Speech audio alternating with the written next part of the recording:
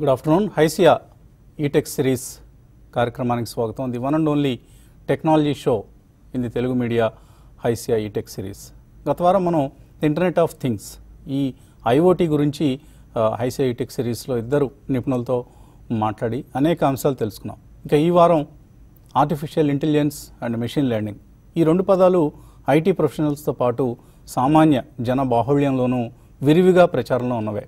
Human ఇంటెలిజెన్స్తో computers యంత్రాలు పోటీ పడటం గతంలో ఫిక్షన్ నావెల్స్ హాలీవుడ్ మూవీస్లో చూస్తూ ఉండేవాళ్ళం. ఇప్పుడు నిజ జీవితంలో కూడా ఇది గమనిస్తున్నాం మనం. So reasoning, knowledge representation, planning, learning, perception ఇలా ఏ అంశాన్ని తీసుకున్నా మానవ మేధస్సుతో పోటీ పడే స్థాయికి కృత్రిమ మేధస్సు క్రమేపీ చేరుకుంటోంది. స్టాటిస్టిక్స్ చూస్తే ప్రస్తుతానికి హ్యూమన్ బ్రెయిన్ 10⁻16 నుంచి 10⁻18 క్యాల్కులేషన్స్ పర్ సెకండ్ చేయగలుగుతుంది. ప్రపంచంలో ది బెస్ట్ అనుకునే సూపర్ కంప్యూటర్ స్పీడ్ ఇప్పటికీ ఇంకా 10⁻16 మాత్రమే. సో 10⁻12 నుంచి 10⁻16 వరకు సూపర్ కంప్యూటర్స్ క్యాల్కులేట్ చేయగలుగుతాయి సెకండ్కి. అయితే కొద్ది సంవత్సరాల్లో కృత్రిమ మేధస్సు అంటే ఆర్టిఫిషియల్ ఇంటెలిజెన్స్ వేగం మానవ మేధస్సుని అంటే హ్యూమన్ బ్రెయిన్ని మించిపోబోతోంది అని ఎక్స్పర్ట్స్ చెప్తున్నారు. ఇక వ్యాపార సంస్థల విషయానికి వస్తే ఇప్పటికే 37% సంస్థలు ఆర్టిఫిషియల్ ఇంటెలిజెన్స్ని ఏదో ఒక రకంగా వినియోగిస్తూ ఉంటే మిగతా సంస్థలు కూడా త్వరలో ఏఐని వినియోగించక తప్పని పరిస్థితి నెలకొంటోంది. వచ్చే 3 ఏళ్లలో ఏఐ కారణంగా తమ ఆదాయం గణనీయంగా వృద్ధి చెందనుందని 90% వ్యాపార సంస్థలు భావిస్తున్నాయి. దీన్ని బట్టి ఆర్టిఫిషియల్ ఇంటెలిజెన్స్, మెషిన్ లెర్నింగ్ సబ్జెక్ట్స్పై దృష్టి పెడితే ఎటువంటి ఉద్యోగ అవకాశాలు ఉంటాయో అర్థం చేసుకోవచ్చు. కొన్ని లక్షల ఉద్యోగాలు AI, ML రంగాల్లో మనకు కనిపిస్తున్నాయి. ఇప్పటికే ఆర్టిఫిషియల్ ఇంటెలిజెన్స్ కారణంగా ప్రస్తుత ఉన్న ఉద్యోగాలు ఊడిపోవడం ఇలాంటి భయాలు పక్కన పెట్టి ఈ సబ్జెక్ట్స్ మీద పట్టు సాధించడం మీద కనుక దృష్టి పెడితే బంగారు భవిష్యత్తు ఉంటుందనేది ఖాయం. పైగా ఇది one of the highest paying jobs కూడా చెందిన సబ్జెక్ట్స్ ఇవి AI అండ్ ML. అందుకనే ఇవాల్టి హైసియా E-Tech సిరీస్కి ఇద్దరు ప్రముఖుల్ని మనం హైసియా వారు పంపించారు మనకు. So Hyderabad software export enterprise association HYSEA E-Tech సిరీస్లో భాగంగా ఇవాళ ఇద్దరు దిట్టలు AI అండ్ ML రంగాలకు చెందిన వాళ్ళని ఇద్దరిని పంపించారు.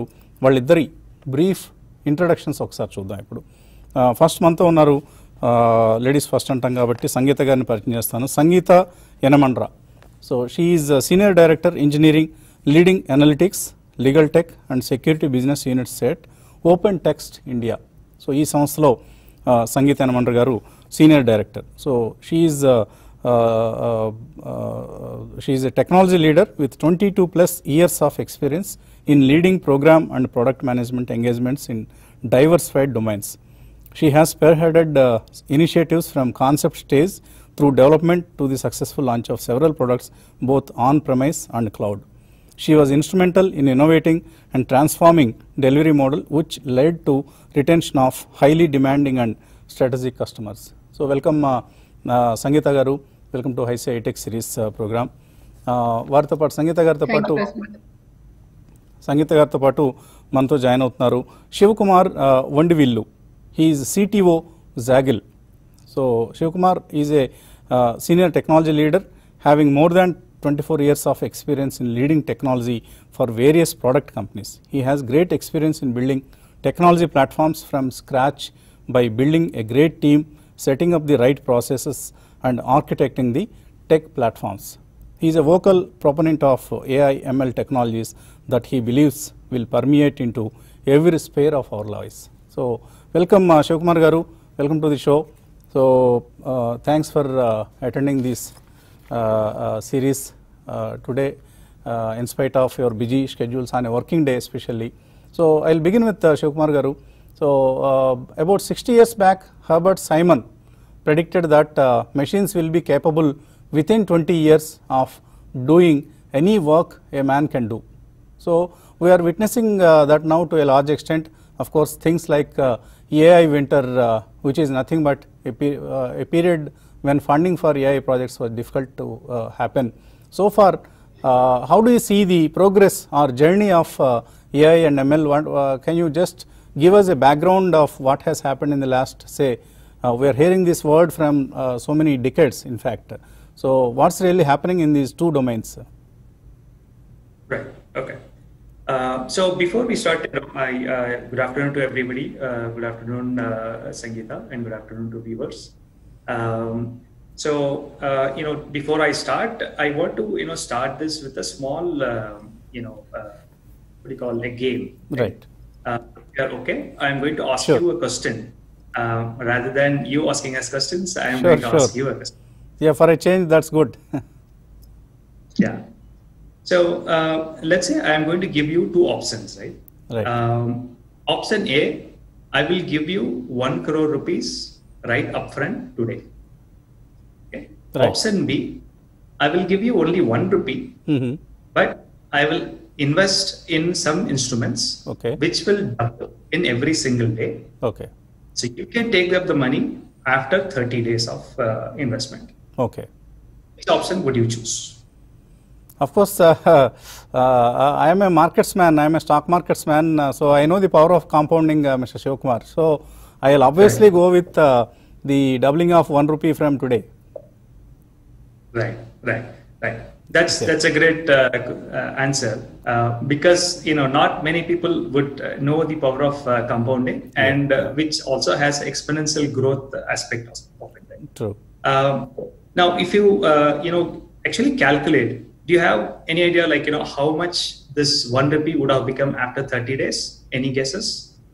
I think it will be, hundreds of crores if I'm not wrong. Absolutely. Yeah. Absolutely. Yeah. So it would, have grown to 100 plus crores in exactly 30 days. So we as human beings, we normally tend to see things very linearly. We look at the past and we try to extend that in future and try to imagine that the future is going to be similar to what past has been. So that has been our, that's a human tendency, right? Now, anybody normally, if you are given this question, they would always take, 1 crore because that is very lucrative. And, if we take this problem, let's say after 10 days, right, this 1 rupee would have become just 1,000 rupees. So even after 10 days, they would see, 1,000 is very less, compared to 1 crore. So I would always choose 1 crore. But whereas if you look at after 20 days, it would have become to 1 million, which is like 10 lakh rupees. Right. But the growth happens when it reaches something called the knee of the curve, right? So the exponential growth has a curve which goes, like this, where you will see a knee of the curve, which when it reaches that, the growth would be explosive. Now, we as humans do not appreciate that kind of growth in our minds. True. Okay. So I'm kind of introducing this as a concept because it has a very great potential, application in our AI/ML discussions today. Right. Now, if we, if viewers are seeing this slide where we see a linear growth versus exponential growth, right? Yeah. The slide numbers, I think the slide number 2. Slide number 2. Yeah, that's right. Yeah. Please display slide number 2. Yeah, please go ahead, sir. They'll do that. Right. Yeah. So if you look at, there is this point called knee of curve, and beyond which the growth becomes phenomenally explosive, for which humans would not be able to appreciate and understand that kind of a growth. Now, why that is important in this context of AI/ML is, now if we go to the next slide. Yeah, number 3, slide number 3. Yeah. Right. Okay. Now, what we are trying to do in AI is, as you rightly said, we have been trying to emulate human brain in machines. We are trying to, kind of get the machines to do anything and everything that a human can perform. Now, for that, we require two.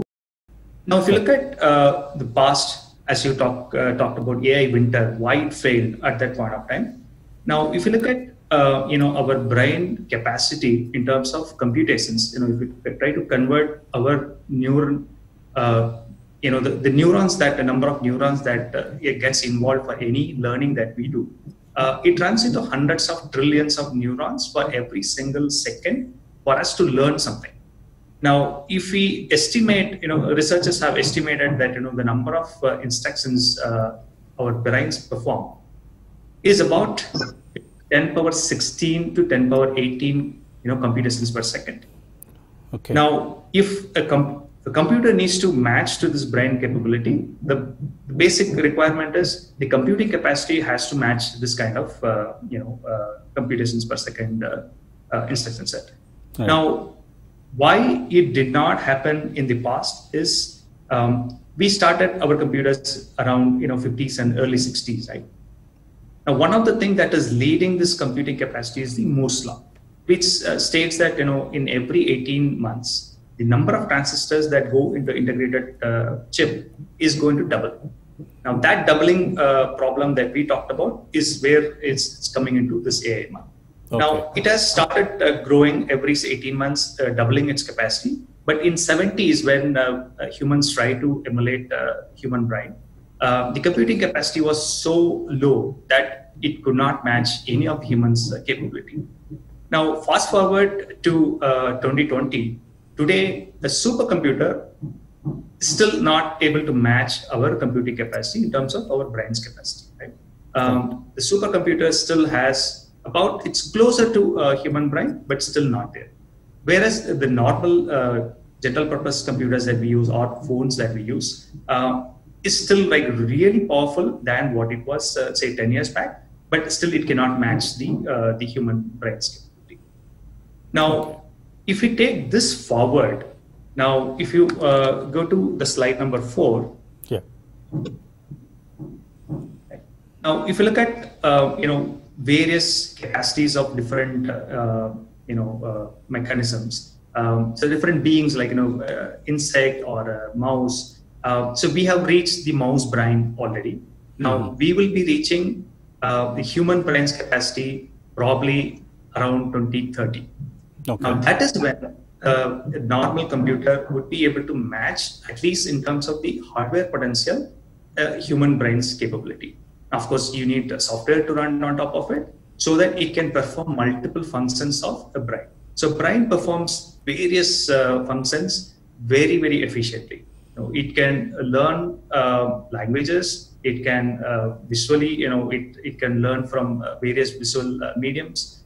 It can learn subjects. It can appreciate music, jokes, art, all that, right? But today, because the computing capacity is not as good as human brain, it can perform certain functions really well than a human brain can do. So that is what we call a narrow AI. So today's computers cannot match the human's brain, but it can match particular function. It can probably do same levels of human efficiency or even better than human efficiency. So that is where we are today. Now, if we are extending this doubling capacity in future, by 2030, we would reach one human brain. Now, that is where, it is possible that one computer can probably perform a lot of things that a human brain can perform. But the growth does not stop there.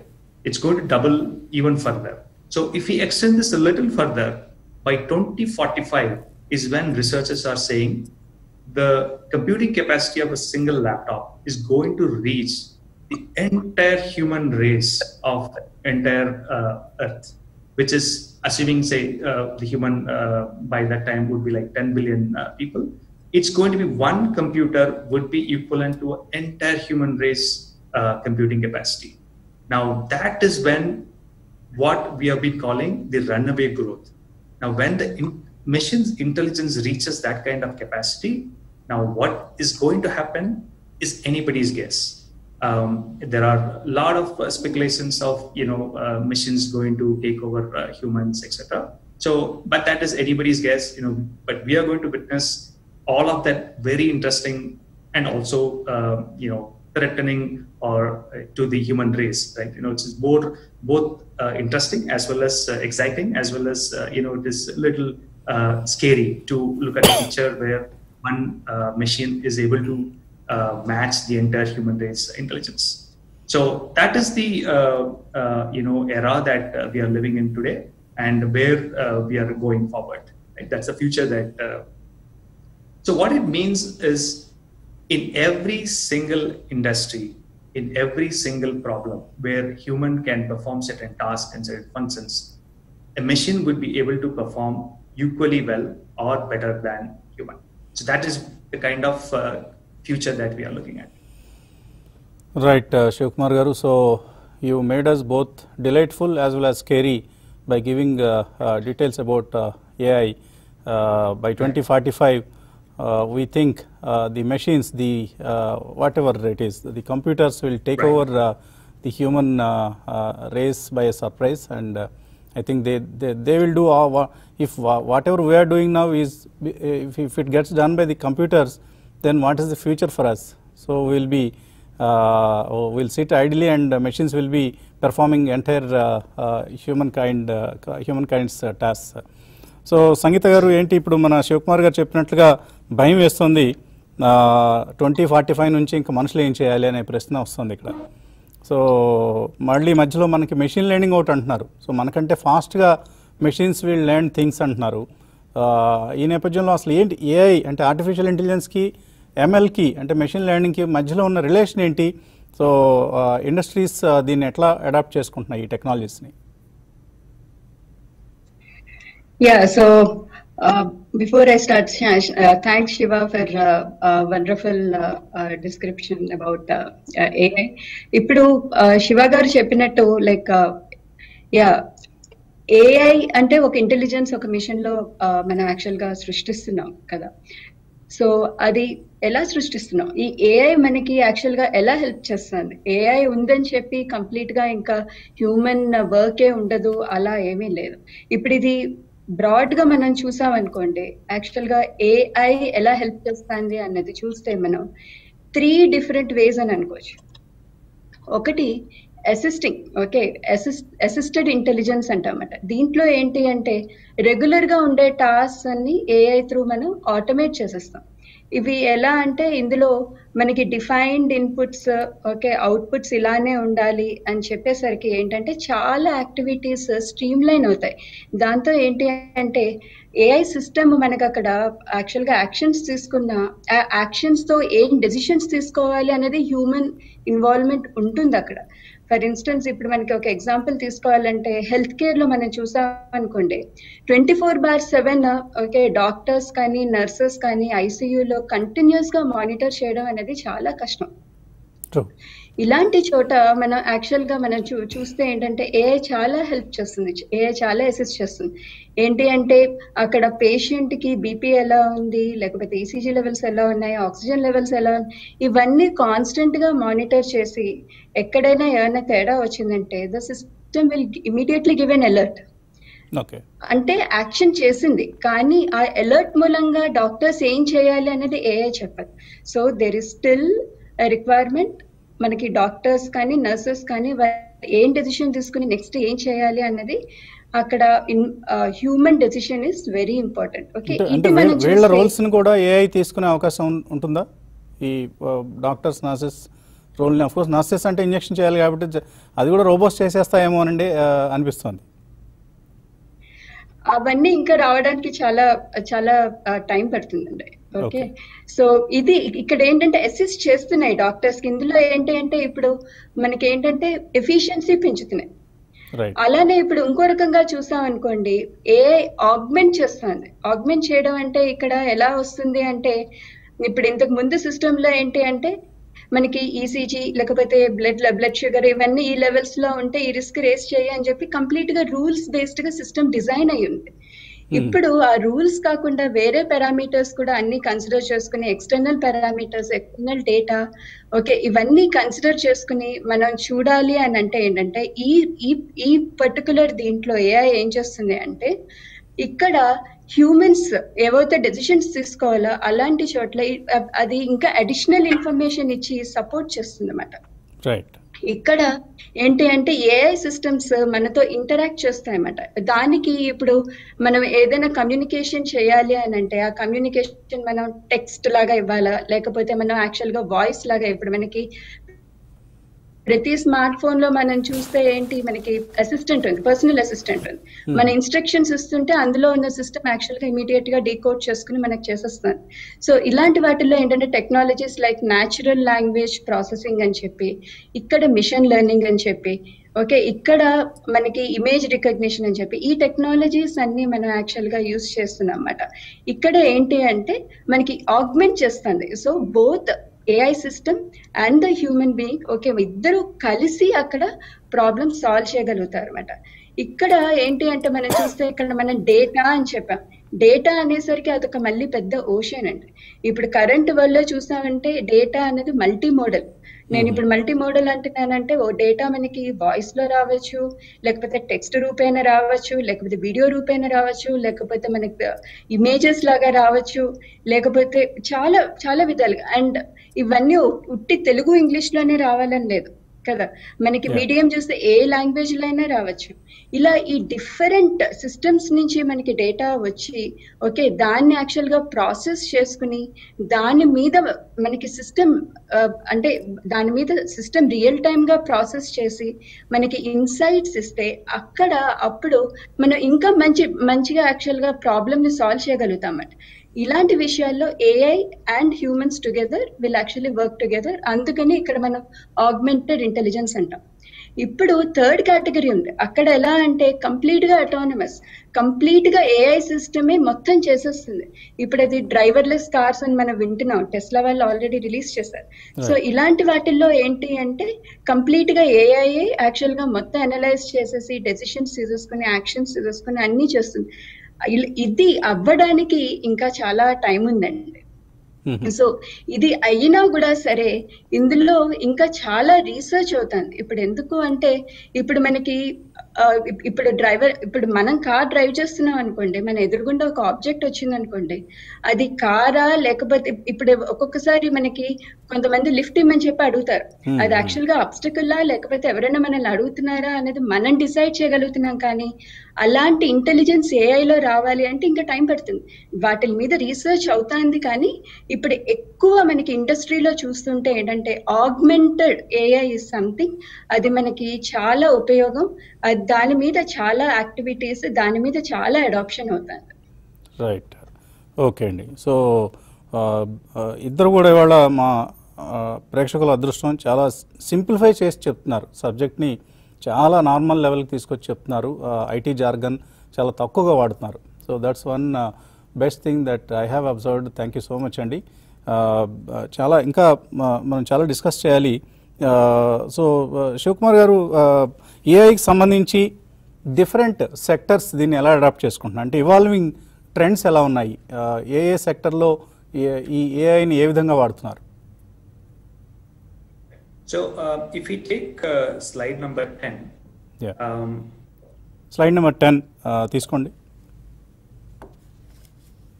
Or actually you can click slide number 12. Yeah. Okay. So 12. Okay. So slide number 12 please. మీరు మాట్లాడండి sir. Yeah, please go ahead. Right. So now if you look at this, this is the current research that has been done by Gartner survey, and it talks about various industries, and within the industries various functions that is there inside the industry, and within each of these functions within the industry, how much percentage of the task or the operations that will be performed in those different functions, how much percentage is being will get converted into AI. So if you look at it, it cuts across almost every single major industry that we know, right from telecom, high tech, obviously, financial services, professional services, electrical power and natural gas, healthcare systems, automotive and assembly, travel and transport, retail, pharma and medical products. Right? If you look at these industries, that would probably cover like 90-95% of the entire industry sector. Now, within these, there are various functions that operate, right from HR. So you don't have our profession, media. Yeah. No, actually, should be there as well, but I'm not sure why right, it is. Right. No problem, sir. Please go ahead. Yeah, absolutely. So, it obviously, you would have probably seen in one of the, TVs.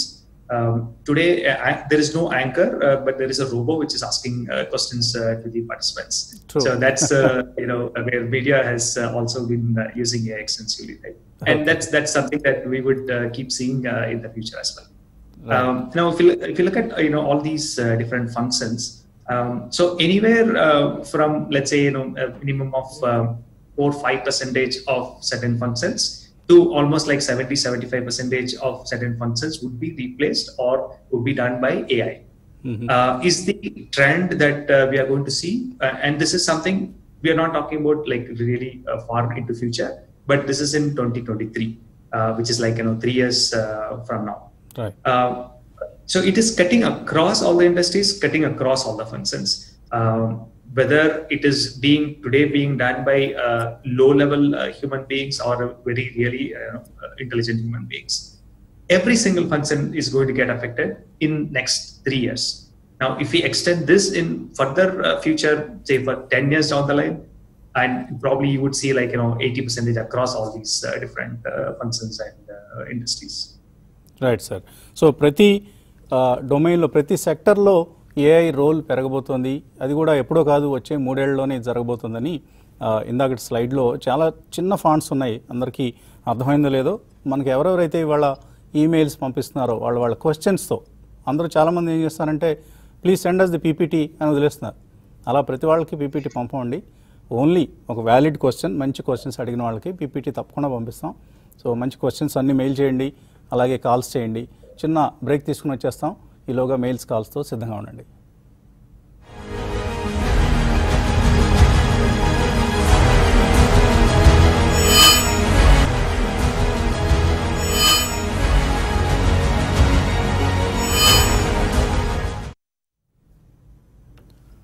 HYSEA ETech series on AI and ML కార్యక్రమానికి పునఃస్వాగతం. So break టైంలో మనకు call చేశారు INA Infra అధినేత, INA Infra promoter, which is a leading real estate company in the twin cities Hyderabad and Secunderabad. So ఆయన Sridhar INA Infra promoter.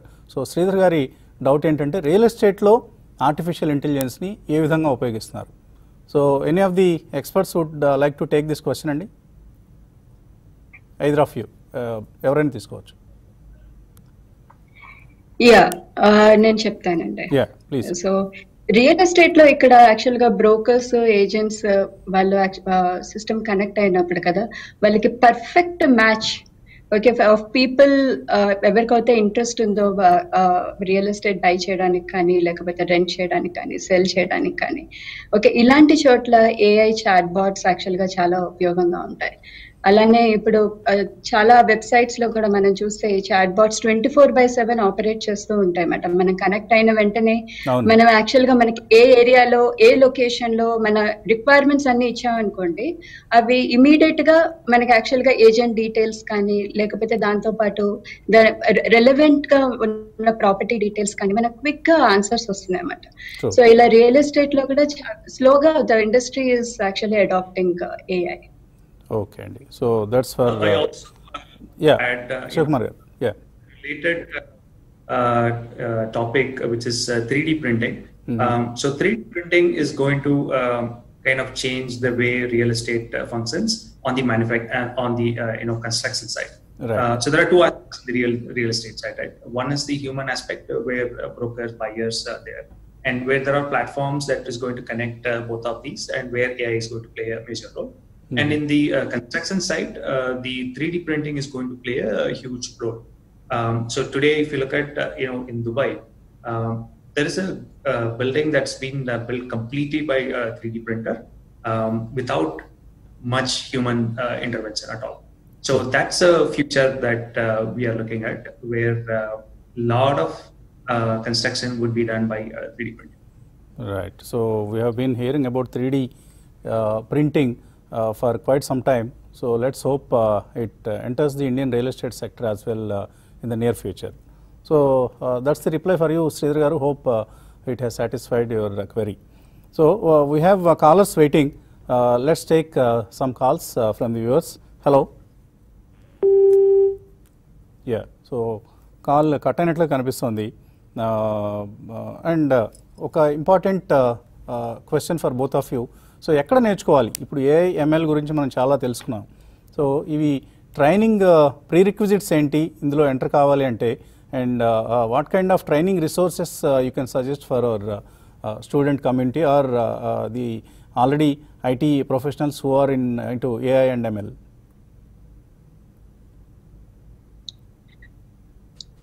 Okay, so slide 13 ఒకసారి present చేస్తారండి. Slide 13 please. Okay, so దీంట్లో ఏంటి అంటే ఇప్పుడు మనకి ఏఐ జర్నీ స్టార్ట్ చేయాలి అంటే మనకి ఎలా అంటే ప్రతి ఒక్కళ్ళు ప్రతిదీ చేసేయడం చాలా కష్టం. Okay, so first of all మన ఎక్స్పర్టీస్ ఎక్కడుంది అనేది చూసుకుని దాని ప్రకారంగా మనం గ్రో అవ్వాలి, ఎక్కడ మన నాలెడ్జ్ గెయిన్ చేసుకోవాలి, అలాంటివన్నీ మనం ఆలోచించాలి. సో ఇన్ జనరల్ గా మనం చూసాం అనుకోండి, ఈ ఏఐ అన్న దానికి యాక్చువల్ గా మ్యాథమెటిక్స్ చాలా ఇంపార్టెంట్. సో దానికి కొన్ని రిఫరెన్సెస్ ఇచ్చాం. ఈ స్లైడ్ లో చూస్తే మ్యాథమెటిక్స్ రిలేటెడ్ గా, అలానే పైథాన్ తో చాలా ఈజీగా మీరు యాక్చువల్ గా కోడ్ చేయొచ్చు. సో పైథాన్ రిలేటెడ్ ట్యుటోరియల్స్ కూడా ఇక్కడ షేర్ చేసాం. ఇవన్నీ మనకి బేసిక్స్ మాట. దాని తర్వాత మళ్ళీ మనం మిషన్ లెర్నింగ్ లోకి వచ్చి అందులో మనకి డిఫరెంట్ డేటా వచ్చి, ఓకే ఆ డేటాని మనం అనలైజ్ చేయాలి, దాన్ని ప్రాసెస్ చేయాలి, దాన్ని అర్థం చేసుకోవాలి, దాంట్లో నుంచి ఎలాంటి టైప్ ఆఫ్ ఇన్ఫర్మేషన్ మనం క్యాప్చర్ చేసి ఎలాంటి టాస్క్ మనం చేయాలి అన్న దానికి మిషన్ లెర్నింగ్ డీటెయిల్స్ కొన్ని కావాలి. సో దానికి కూడా యాక్చువల్ గా కొన్ని రిఫరెన్సెస్ ఇక్కడ ఇచ్చాం. యూట్యూబ్ లింక్స్ లో మంచి ట్యుటోరియల్స్ ఉన్నాయి. ఓకే, ఇవి కాకుండా మనం చూస్తే మనకి NPTEL లో కానీ లేకపోతే పడాయిలో కానీ ఇవన్నీ EDX లో కానీ ఇక్కడ చాలా మంచి ట్యుటోరియల్స్. ఈచ్ ట్యుటోరియల్ మనం చూసామంటే ఒక 3 months 6 months కోర్సెస్ ఉన్నాయన్నమాట. And weekly in case working professionals అనుకోండి, వీక్లీ ఒక 5 to 8 hours టైం డెడికేట్ చేసామంటే, ఈ ట్యుటోరియల్స్ మనం ఫాలో అయ్యామంటే చాలా మంచి references. And starting from mathematics, linear algebra, అక్కడి నుంచి స్లోగా journey towards building machine learning process also అక్కడ వరకు చాలా నీట్ గా కవర్ చేశారు. ఓకే, ఇవి జస్ట్ మనకి పేషెన్స్ ఉండాలి అండ్ డిసిప్లిన్ ఉండాలి. So that 5 to 8 hours okay weekly మనం డెడికేట్ చేసుకునేటట్టుగా ఉంటే ఈ ట్యుటోరియల్స్ చాలా హెల్ప్ చేస్తాయి. వీటితో పాటు మనం ఎంత నాలెడ్జ్ గెయిన్ చేసుకున్నా, అంటే మనం థియరిటికల్ గా ఎంత చదివినా సరే, ప్రాక్టికల్ గా మనకి ట్యుటోరియల్స్ లో ఇచ్చిన వాటి కన్నా ఓకే ప్రాక్టికల్ గా ఇండస్ట్రీ ఎలా అడాప్ట్ చేస్తుంది, సో అవి కూడా తెలుసుకోవడం చాలా ఇంపార్టెంట్. దానికి యాక్చువల్ గా మంచి ఆర్టికల్స్ కూడా ఉన్నాయి. మీరు అనలిటిక్స్ విద్య కానీ medium.com కానీ ఇలాంటి వెబ్సైట్స్ కి సబ్స్క్రైబ్ చేసుకుని అసలు ఏమవుతున్నాయి, ట్రెండ్స్ ఏమవుతున్నాయి అని చెప్పి మనం నేర్చుకుంటూ అక్కడి నుంచి మనం ఈ ట్యుటోరియల్స్ లో నేర్చుకున్నది రిలేట్ చేసుకుంటూ చాలా బాగా యాక్చువల్ గా మనం ఇంప్రూవ్ అవ్వచ్చు. సో ఇది మంచి prerequisite learning reference. Okay, so సంగీత గారు ఇప్పుడు చాలా వెబ్సైట్స్ ఉన్నాయి మనకు, అంటే ఈ లెర్నింగ్ ప్లాట్ఫామ్స్ ఉన్నాయి, లైక్ upgrade.com ఆర్ కోర్సెరా. వీటిలో చాలా ఎక్స్పెన్సివ్గా ఉన్నాయి. ఫర్ ఇన్స్టెన్స్ upgrade.comలో they are charging around 3 lakh rupees for the PG diploma in AI and ML.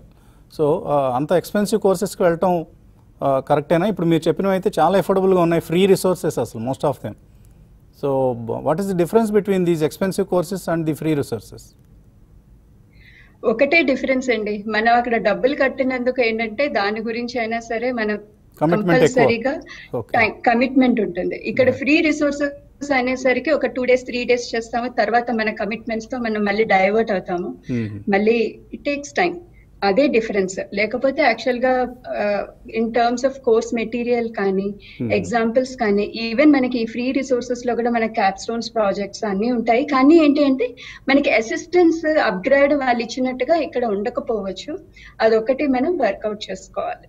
Okay, ఈ రోజుల్లో చాలా ఫోరమ్స్ కూడా ఉన్నాయి, స్టూడెంట్ ఫోరమ్స్ ఉన్నాయి, ప్రొఫెషనల్ ఫోరమ్స్ ఉన్నాయి. సో మనకి ఏమైనా డౌట్స్ ఉంటే అక్కడ కూడా క్లారిఫై చేసుకునే సదుపాయం ఉంది. Right, so let's take some calls. First caller, hello. Hello, yeah మీ పేరండి? హలో నమస్తే అండి, నా పేరు ప్రసాద్, అడగండి ప్రసాద్. బెంగళూరు నుంచి మాట్లాడుతున్నానండి. నమస్తే. ఫస్ట్ మేడం గారికి, తర్వాత ఇంకో సార్ గారికి నమస్తే అండి. మీకు నమస్తే. చాలా మంచి షో ఇది. So Thank you, sir. సంగీత గారు ఒక doubt sir for all the 3 people. Yeah. Actually నేను ఐటీ బ్యాక్గ్రౌండ్ నుంచి మాట్లాడుతున్నాను. Mm-hmm. So I started with normal manual tester, manual నుంచి అలా ఆటోమేషన్ పర్ఫార్మెన్స్, తర్వాత ఇంకా ఐ మీన్ ఒక టెస్ట్ మేనేజర్ లెవెల్లో ఉన్నానండి. Mm-hmm. సో ఈ చేంజెస్ మన ఐటీలో ఇలా ఎప్పుడు చేంజెస్ ర్యాండమ్ గా అవుతుంటే, ఇప్పుడు కరెంట్ ఎగ్జిస్టింగ్ మాన్యువల్ టెస్టర్స్ కానీ లేకపోతే టెస్ట్ మేనేజర్స్ కానీ ఈ కొత్త ప్లాట్ఫామ్స్ రావాలంటే ఎక్స్పర్టైజ్ వైజ్ ఓకే. ఇప్పుడు మేడం గారు అన్నట్లు ఎక్స్పర్టైజ్ మనం ఏ ఏరియాలో ఉన్నామో ఓకే, ఆ ఎక్స్పర్టైజ్. బట్ ఈ నార్మల్ టెస్ట్ మేనేజర్స్ కానీ లేకపోతే ప్రాజెక్ట్ మేనేజర్స్ కానీ ప్రోగ్రామ్ మేనేజర్స్ కానీ ఈ టెక్నాలజీస్ ని అడాప్ట్ చేసుకోవాలంటే చాలా ఛాలెంజింగ్ గా ఉంది కదా, దానికి ఏంటి సొల్యూషన్? అప్గ్రేడ్ కావడమేనండి, ఇంకేం సొల్యూషన్ లేదు. వాట్ డూ సే శివకుమార్ గారు అండ్ సంగీత గారు? దానికి సొల్యూషన్ అంటే నేను అన్నట్టు యాక్చువల్ గా ఒకటేసారి అప్గ్రేడ్ అవ్వాలి అంటే ఎవరికైనా కష్టమేనండి. సో దాంతో ఏంటి అంటే మనకి యాక్చువల్ గా రెగ్యులర్ గా ఇండస్ట్రీలో ఎలాంటి చేంజెస్ అవుతున్నాయి అన్నది మనకి ఎప్పటికప్పుడు మనం అప్డేట్ చేసుకుంటూ ఉన్నాం అనుకోండి, మనకి ఎప్పుడో ఒకప్పుడు మనకి ఇంట్రెస్ట్ వస్తుంది. ఓకే, సో ఆ ప్లాట్ఫామ్ మీద మనం చేయాలి అంటే మనం ఏం నేర్చుకోవాలి, ఎలా రెడీ అవ్వాలి, ఆటోమేటిక్ గా ఇంట్రెస్ట్ వస్తుంది. సో ఆ ఇంట్రెస్ట్ క్రియేట్ చేసుకోవాలి అంటే ఆర్టికల్స్ అన్ని చదువుకుని డెఫినెట్ గా యాక్చువల్ గా అవి హెల్ప్ చేస్తాయి. రైట్. ఆల్ఫ్రెడ్ హిచ్కాక్ గారు ఆయన మంచి సినిమాకు ఉండాల్సిన లక్షణాలు ఏంటి అంటే 3 ఉండాలని చెప్పారటండి. సో ఏంటి అంటే నెంబర్ 1 ఈ స్క్రిప్ట్, నెంబర్ 2 ఈ స్క్రిప్ట్, నెంబర్ 3 ఈ స్క్రిప్ట్ అని. సో స్క్రిప్ట్ సినిమాకి ఎంత ఇంపార్టెంటో ఐటీ ప్రొఫెషన్లో, for that matter any profession, even మా మీడియాలో అయినా అప్డేట్ కాకపోతే మనం సక్సెస్ కాలేమండి. Updation is the mantra for success, అంతకంటే ఇంకా మనం చెప్పాల్సిందే లేదు. సో ఇంకొకటి ఇంకా కొంచెం యాడ్ చేయాలి ఏంటంటే ఇప్పుడు మీరు ఏఐ రిలేటెడ్ ప్రాజెక్ట్ ఏదైనా మీరు టెస్ట్ చేయాలి అంటే టెస్టింగ్ డొమైన్ లోనే కంటిన్యూ అవ్వచ్చు. ఓకే, కానీ ఇలాంటి ప్రాజెక్ట్ మీరు టెస్ట్ చేయాలి అంటే ఇంకా అడిషనల్ గా మీరు ఏం చూసుకోవాలి అంటే ఎక్కువ డేటాతో టెస్ట్ చేయాలి. ఇలాంటివన్నీ కొంచెం అంటే డైరెక్ట్ గా మీరు ప్లాట్ఫామ్ మీద వర్క్ చేయక్కర్లేదు, దాన్ని టెస్ట్ చేయడానికి ఇంకొన్ని అడిషనల్ గా మనం ఏమేమి నేర్చుకోవాలి అనేది చూసుకున్నా సరిపోతుంది. Right madam. మరో కాలర్ లైన్లో ఉన్నారు. హలో హలో హలో, నా పేరు రామకృష్ణ అండి. అడండి రామకృష్ణ. నమస్తే సంగీత మేడం. నమస్తే అండి. నమస్తే. నేను ఆర్టీఎంఏ చేశానండి madam, robotic process automation. Okay hello. Okay అండి, అడగండి, వినిపిస్తుంది, అడగండి. నేను ఎంఎల్ కూడా నేర్చుకున్నాను. నేను ఆ ఎంఎల్ వచ్చేసి నేను ఆర్పిఐని ఇంప్లిమెంట్ చేస్తున్నాను, స్టాన్ మెయిల్ డిటెక్షన్ వాటికి. మనకి మన డేటా సైన్స్ లో మనం జాబ్ రావాలి అంటే మనకి డీప్ లెర్నింగ్ వర్క్ కంపల్సరీ రావాలా, లేకపోతే మిషన్ లెర్నింగ్ వర్క్ వస్తే సరిపోతుందా? అది ఒక డౌట్ మేడం. రైట్ రామకృష్ణ గారు. సో సంగీత గారు ఆర్ శివకుమార్ గారు.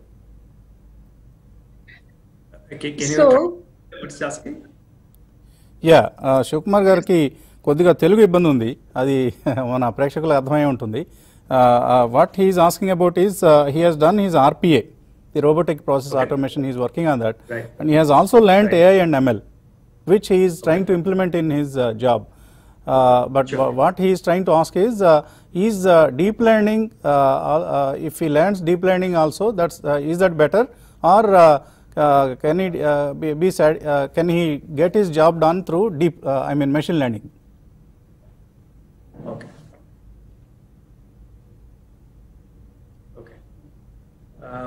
Interesting question. So again, RPA is it is not just a AI. Actually, it is a separate tool and technology. But it also uses a lot of AI ML to automate a lot of functions that a human performs. Now, the difference between an RPA and other set of technologies which uses AI ML is RPA kind of mimics what a human does. Now, let's say we are accountant and you open an Excel, you enter all the invoice data that you get from different emails, right? So your job is to read emails, look at the vendor invoice, and enter information about the invoice in Excel. Now, this is a manual process, and this can be easily automated using a RPA. So what it does is it mimics human interactions. It opens emails, it reads emails, understands that there is an invoice, then it scans the PDF, understands where the vendor name is. It opens Excel, it enters all that information and creates that thing, and hence replaces the human. So that's the basic idea about the RPA. Now, obviously, a lot of technology RPA in turn uses would be ML and also deep learning. So, for example, it needs to recognize, let's say, handwritten invoice that comes on an email, right? Now, somebody might have written an invoice on handwritten, and they might have scanned it and sent it on email. Now, this RPA needs to now read this image, which is handwritten, and understand that what it has written, what is the vendor name, what is the amount, what is the GST, etc. Now, for that, you would require a deep learning.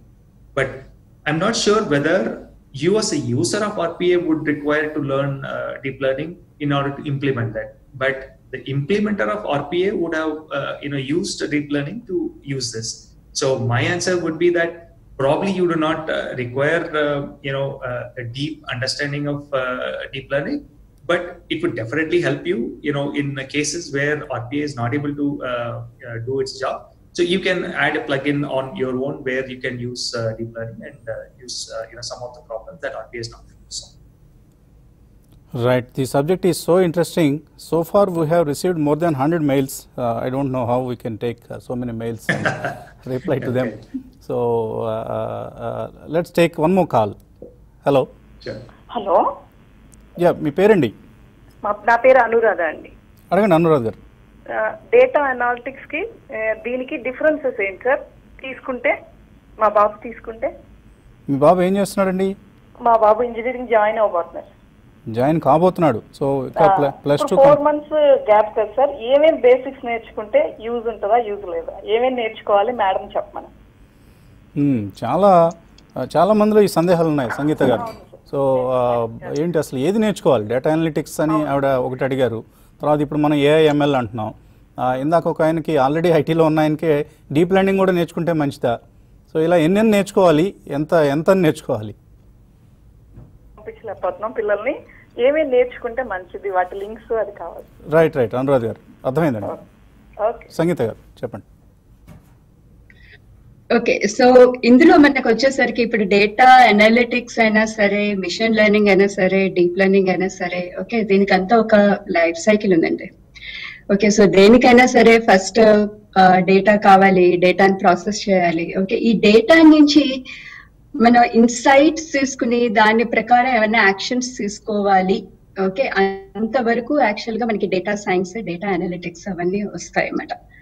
Okay, so దాని తర్వాత ఇప్పుడు మనకి ఈ data మీద, okay, మనకు వచ్చిన data ప్రకారం, ఇప్పుడు మనకు వచ్చిన డేటా ప్రకారం యాక్చువల్ గా దాంట్లో ఉన్న ప్యాటర్న్స్ ప్రకారం మనకు మిషన్ లో ఇంటెలిజెన్స్ బిల్డ్ చేయాలి.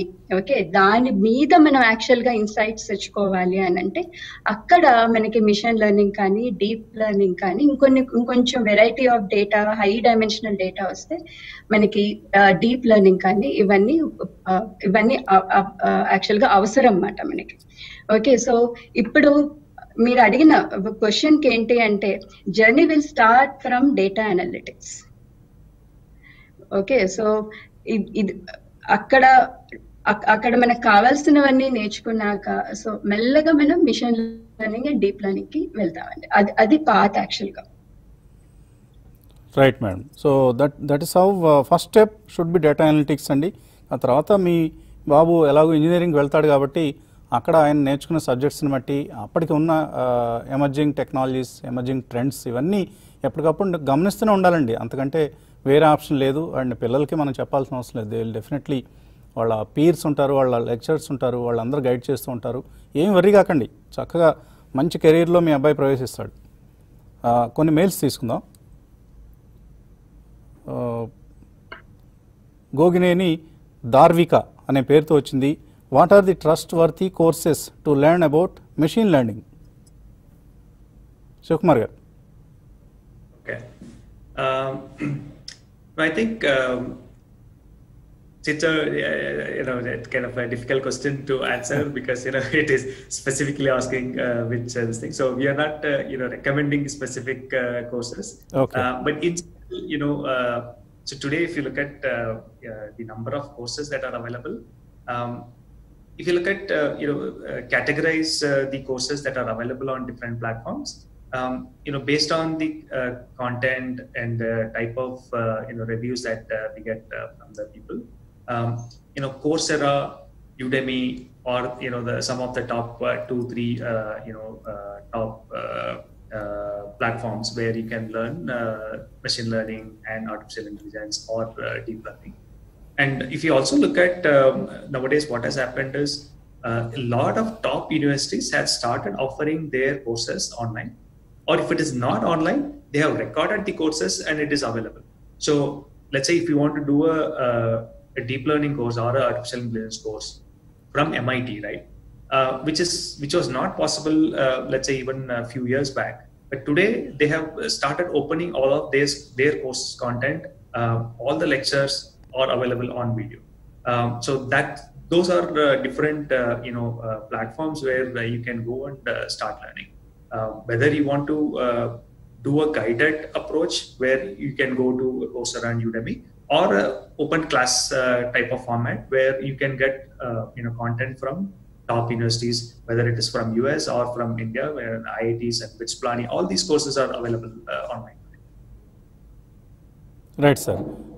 శృతి షణ్ముఖి అడుగుతోంది, AI, ML, డేటా సైన్స్ కోర్సెస్లో బీటెక్ కంప్యూటర్ సైన్స్ అయిపోయిన తర్వాత ఈ మూడిట్లో దేన్ని హైయర్ స్టడీస్ కోసం ఎంచుకోవచ్చు?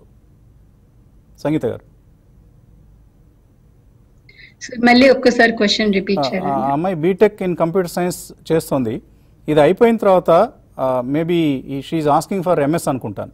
సో ఈ 3 సబ్జెక్ట్స్లో AI, ML, డేటా సైన్స్ కోర్సెస్లో దేన్ని సెలెక్ట్ చేసుకోవాలి, ఎంపిక చేసుకోవాలి? సో ఏమి సెలెక్ట్ చేసుకోవాలి అంటే అగైన్ ఓకే, సో వాళ్ళ ఇంట్రెస్ట్ ని బట్టే ఉంటుంది అండి అక్కడ చెప్పాలి అని అంటే. ఓకే, సో యూజువల్ గా డేటా సైన్స్ లో జర్నీ చేసిన వాళ్ళకి ఎలా అంటే వాళ్ళు బిజినెస్ అనలిస్ట్, ఓకే, సో ఆ ప్రొఫైల్స్ లోకి వెళ్తారు. అలానే ఇప్పుడు ML are artificial intelligence, okay, so ఇలాంటి దాంట్లోకి వెళ్ళిన వాళ్ళు యాక్చువల్ గా అందులో ఎంఎస్ చేసిన వాళ్ళది వాళ్ళ రోల్ ఎలా ఉంటుందంటే more of okay building the algorithms, okay, so ML engineers లేకపోతే రీసెర్చ్ సైడ్ వెళ్తారు. సో వాళ్ళ ఇంట్రెస్ట్ ఎలా ఉంది, ఓకే, సో ఫ్యూచర్ వాళ్ళు ఎలా అనుకుంటున్నారు దాన్ని బట్టి any of these 3 courses is good, but it should align to their interest. Right, okay. మరో కాలర్ లైన్లో ఉన్నారు. హలో హలో యా, మీ పేరండి? వెంకటేష్ అండి. ఏమండి? వెంకటేష్ సార్. అడగండి వెంకటేష్, ఏం చేస్తున్నారు మీరు? 2020 ఇయర్ పాస్ అవుతున్నాను నేను BCom. So machine learning, artificial intelligence లో కెరీర్ బీకామ్ గ్రాడ్యుయేట్ ఏమన్నా ఉంటాయి, ఏమన్నా పాస్? ఓకే, సో శివకుమార్ గారు బీకామ్ గ్రాడ్యుయేట్స్కి మెషిన్ లెర్నింగ్ నేర్చుకుంటే ఏదైనా ఉపయోగం ఉంటుందా? Okay, so if BCom graduate, if he does machine learning course, would it be helpful? Would be helpful for his career, yeah. Okay. Okay, so again, as Sangeeta ma'am said, it all depends on the interest, right? Now, a lot of people today, we look for doing these courses because that's where a lot of jobs are available. But if you look at why he did choose BCom in the first place, if it was his interest to do commerce, but now he wants to get into computer science, which is completely different course altogether. Now, if it is going to help him in getting a job, but his interest is in commerce, it's very likely that he's not going to get succeed in that, right? But if his interest is going to combine commerce, and he has a lot of interest in programming and wants to get into getting into the new technologies, then it might help, where he's bringing his passion of commerce into some of these new technologies.